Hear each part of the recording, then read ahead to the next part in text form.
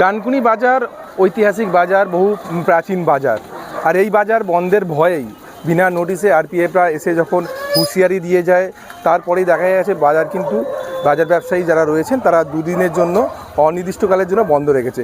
আজকে ঠিক তার উল্টো দেখতে পাচ্ছি এই যে ডানকুনি বাজারেই তৃণমূল কংগ্রেসের পক্ষ থেকে ভাইস চেয়ারম্যান সহ যারা কাউন্সিলর তারা কিন্তু এসে রীতিমতো তারা পোস্টার মারছে যে আমরা যে তৃণমূল এই যে ডানকুনি ব্যবসায়ীদের পাশে আছি এবং থাকবো। দেখতেই পাচ্ছেন একে একে করে তারা ডানকুনি এই বাজারের যে ব্যবসায়ীদের যে দোকানগুলো রয়েছে সেই ব্যবসায়ীদের যে সঙ্গে কথা বলে এবং তাদের একটা একটা করে যে সেই পোস্টার কাউন্সিলর এবং ভাইস চেয়ারম্যান এসে কিন্তু পোস্টার মেরে যাচ্ছে। আমি কথা বলে নেব বাজার ব্যবসায়ীদের হয়ে, আপনারা আছেন এবং পোস্টার মারতে কি বলবেন? দেখুন, এটা সামগ্রিকভাবে ডানকুনির কয়েক লক্ষ মানুষের একটা জায়গা, যেখানে যেমন ব্যবসায়ীদের স্বার্থ আছে তেমনি ক্রেতাদেরও স্বার্থ আছে। আজকে ডানকুনি পৌরসভার অন্তর্গত শুধু নয়, পাশাপাশি পঞ্চায়েত এরিয়া চণ্ডীতলা বড়িহাটি থেকে শুরু করে আপ টু মোশাট শিয়াখালা পর্যন্ত এই এলাকার মানুষ ট্রেন থেকে নেমে এখানে বাজার করে তারা যায়। কাজেই এই এত বড় একটা গরিব মানুষের কর্মসংস্থান এবং ক্রেতাদের একটা এত বড় বাজার যেটা নেই, সেটা আমরা শুনছি হঠাৎ করে তুলে দেওয়া হবে। তা এটার আমরা একটাই বক্তব্য যে এদেরকে পুনর্বাসিত করা হোক, তাতে যেমন ব্যবসায়ীদের স্বার্থ রক্ষা হবে, একইভাবে যারা ক্রেতা সাধারণ আছে, যারা ক্রেতা, আমাদেরও একটা নির্দিষ্ট জায়গা থেকে আমরা এই বাজারের আমাদের যে নিত্য চাহিদা সেটা আমরা পূরণ করতে পারবো। উন্নয়নের স্বার্থে বিভিন্ন জায়গা থেকে তো উচ্ছেদ চলছে, তো ডানকুনি বাজারটা এর আগেও তো নোটিশ দিয়েছিল, সেই জায়গায় এবারে নোটিশ তো এখনো দেয়নি, তার আগেই দেখি অনির্দিষ্টকালের জন্য বন্ধ রেখেছি। কি বলবেন? এটা ব্যবসায়ীরা বুঝেছেন, এটা আমরা ব্যবসায়ীদের ওপরই ছেড়ে দিয়েছি। এবং অনেক জায়গাতে দেখা যাচ্ছে যে রাতের অন্ধকারেও ভেঙে দেওয়া হচ্ছে, মানুষকে তাদের জিনিসপত্র সরিয়ে দেওয়ারও টাইম দেওয়া হচ্ছে না। তো যাই হোক, এই অমানবিক কাজটা যেন না হয়, এটাই আমরা নতুন সরকারের কাছে, এবং যেহেতু এখন ডবল ইঞ্জিন সরকার, কেন্দ্র এবং রাজ্য, তাদের উভয়ের কাছেই আমরা আবেদন জানাবো যে গরিব মানুষের স্বার্থের কথা যেন চিন্তা করা হয়। আমরা যখন ছিলাম প্রশাসনে, আমরা বারবার বলেছিলাম যে এই বাজারেরই একটা অংশ ব্যবসায়ীদের দেয়া হোক, তারা নিজেরা দোকান তৈরি করে নেবে এবং তাতে রেলের একটা রেভিনিউ পাবে, প্রতি মাসে একটা রেলের ইনকাম হবে, এতখানি জায়গাও নষ্ট হবে না। এই যা জায়গাতে আছে ব্যবসায়ীরা, তার 4 ভাগে 1 ভাগ কি 5 ভাগের 1 ভাগ জায়গাতে কিন্তু এই সমস্যাটাকে মিটিয়ে দেওয়া যায়, যাতে আমরা সাধারণ মানুষ এবং ব্যবসায়ী উভয়েরই স্বার্থ রক্ষিত হয়। যারা ডানকুনির অনেক পুরনো মানুষ, ঠিক আছে, তারা বলছে এটা প্রায় 70 বছরের বাজার। 70 বছরের বাজার, যারা দীর্ঘদিন ধরে মানুষ এখানে ব্যবসা করছে। ব্যবসার কথা বাদ দিন, আজকে ডানকুনিতে যে সংখ্যক মানুষ, তাদের কাছে একটাই স্থায়ী বাজার, এখানেই বাজার করতে আসে। আগামী দিন যদি এই বাজার উঠে যায়, আপনি কালো বাজারিকে রুখতে পারবেন না। 40 টাকার ঝিঙা 80 টাকায় বিক্রি হবে, 20 টাকার শশা 40 টাকা 70 টাকায় বিক্রি হবে। আগামী দিন সেই দিন আসছে। আজকে মাথায় রাখবেন, কম বেশি 500 ব্যবসায়ী আজকে 70 বছর ধরে এখানে ব্যবসা করছে। আজকে সিপিএমের আমল ছিল, তারা ব্যবসা করেছে, তৃণমূলের আমল ছিল, তারা ব্যবসা করেছে। আমাদের সময়ে আমরা নিজেরা বারবার নোটিশ দিয়েছিল, কিন্তু আমরা ডিআরএমের কাছে গেছি, আমরা রেলমন্ত্রীর কাছে চিঠিপত্র দিয়েছি, আমরা বিভিন্নভাবে আন্দোলন করেছি। কিন্তু আজকে বিজেপি কোথায়? বিজেপি কি এই গরিব মানুষগুলোর দিকে চাইবে না?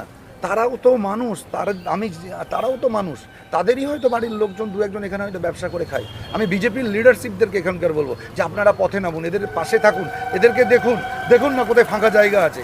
এই যে রেলওয়ে চত্বর যেখান থেকে আমি কথা বলছি, আপনি এসেছেন, এখানে তো অনেকটা বড় জায়গা পড়ে রয়েছে। রেলওয়ে ব্রিজ থেকে একদম আমরা যদি টুয়ার্ডস হাউজিং দেখি, তাহলে আমাদের এই পারে ডান দিকটা তো অনেকটা জায়গা ফাঁকা আছে।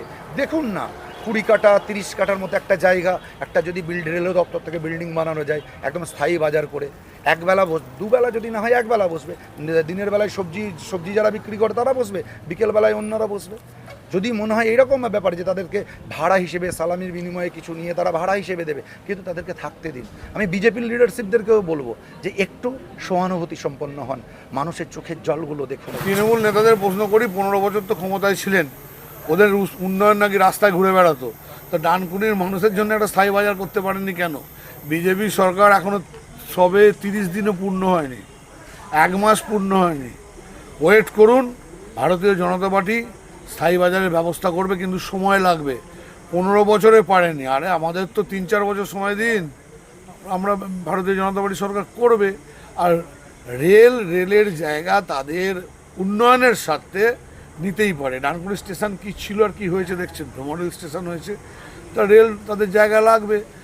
আমরা অলরেডি ডিআরএমকে চিঠি করেছি, তাদের সঙ্গে মিটিংও করেছি। আমরা আমাদের দল কখনোই চায় না যে অন্যায়ভাবে কাউকে উচ্ছেদ করতে। তা আগামী দিনে আমরা রেলের কাছে অনুরোধ রাখবো যে এই সমস্ত ব্যবসাদাররা যাতে তাদের জন্য পুনর্বাসনের ব্যবস্থা যে কোনোভাবেই হোক, যে কোনো মূল্যই হোক, আর তো যৌথ উদ্যোগ নিয়েও অন্তত যাতে করা যায়, সেই জন্যে যেখানে যা বলার, যেখানে যা করার আমরা নিশ্চয়ই করব। তবে আন্দোলন করে বন্ধ করে এই রাজনীতিতে আমরা বিশ্বাসী নই, এবং সরকারি জায়গা জবরদখল করে থাকাতেও আমরা বিশ্বাসী নই। সরকারি জায়গা সরকারের প্রয়োজনে সরকারকে ছেড়ে দিতে হবে এবং আলোচনার মাধ্যমে অন্য জায়গা তৈরি করতে হবে।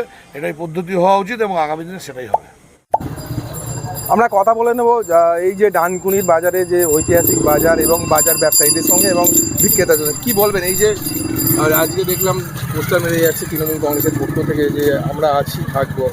শুধু তৃণমূল কংগ্রেসের কথা না, সমস্ত দলগুলোই আমাদের পিছনে সহযোগিতা করছেন এবং এই দোকান স্থায়ী ব্যাপারে স্থায়ীকৃত করবার জন্য এর পার্শ্ববর্তী বিভিন্ন গ্রামের কালীপুর, মনবের, চণ্ডীতলা বিভিন্ন জায়গায় এদের সহানুভূতি আমাদের ভেতরে আছে এবং আমরা সম্মিলিতভাবে আমরা এই বাজার হওয়ার জন্য, স্থায়ী হওয়ার জন্য আমরা আমাদের বিভিন্ন রাজ্য সরকারের কাছে আমরা প্রার্থনা করি আমাদের যাতে রুটি রুজির জায়গাটা রেখে দিয়ে আমাদের একটা ব্যবস্থা করে দিয়ে ওনাদের জায়গায় ওনারা নিক। এবং তার জন্যে দরকার হলে আমাদের রেলকে আমরা রেভিনিউ দিতেও রাজি আছি যদি আমাদেরকে আমরা স্থায়িত্ব কোনো কিছু করে দেন। এর জন্য আমাদের বিভিন্ন রাজনৈতিক দল আমাদের পিছনে আছে, কিন্তু ওনারা থাকবেন। কিন্তু আমরা তো সাধারণ মানুষের জন্যই আছি, কারণ আমাদের তো দৈনন্দিন যেমন আমরা আমাদের রুটি রুজির তাগিদে আমরা দোকানদারি করি, আবার সাধারণ মানুষের জীবনযাত্রা স্বাভাবিক রাখার জন্য আমরা তাদের প্রয়োজনীয় জিনিসগুলো আমরা এনে সময় মতন তাদের সামনে রেখে দিই। তারা তাই নিয়ে জীবিকা নির্বাহ করেন। কাজে কাজে আমাদের দৃষ্টি আকর্ষণ করা একান্তভাবে দরকার এবং আমাদের মাননীয় মুখ্যমন্ত্রী তিনি যেন কৃপা বসে আমাদের যেন স্থায়িত্ব একটা ব্যবস্থা করে। কত বছর ব্যবসা করছেন? আমাদের অগেতে 70-75 বছর ইয়েতে কারবার করছি এখানে। কি ব্যবসা আছে এখানে? আমাদের নিজের মাছের ব্যবসা আছে। মাছের ব্যবসা খোলা রয়েছে? হ্যাঁ আছে। কি নাম আপনার? সুভাষ বিশ্বাস। অর্থাৎ বুঝতেই পারলেন, ব্যবসায়ীর সাথে কথা বললাম এবং দীর্ঘ 70 বছর ধরে 60 বছর ধরে কিন্তু এই ডানকুনি বাজারে ব্যবসা করে যাচ্ছেন সুভাষ বিশ্বাস। ওনার ব্যবসা রয়েছে কিন্তু মাছের, এবং মুখ্যমন্ত্রীর কাছে আবেদন করছেন যে এই যে বাজার যদি বন্ধ হয়ে যায় তারা কোথায় যাবে এবং কিভাবে তাদের রুজি রোজগার চলে যাবে। আমি বিষয়ে আপনারা কি বলবেন অবশ্যই কমেন্ট করবেন কমেন্ট বক্সে। এই ধরনের খবর পেতে নজর রাখবেন ডিএনএন বাংলায়। ডিএনএন বাংলা, সবার মনে সবার ফোনে।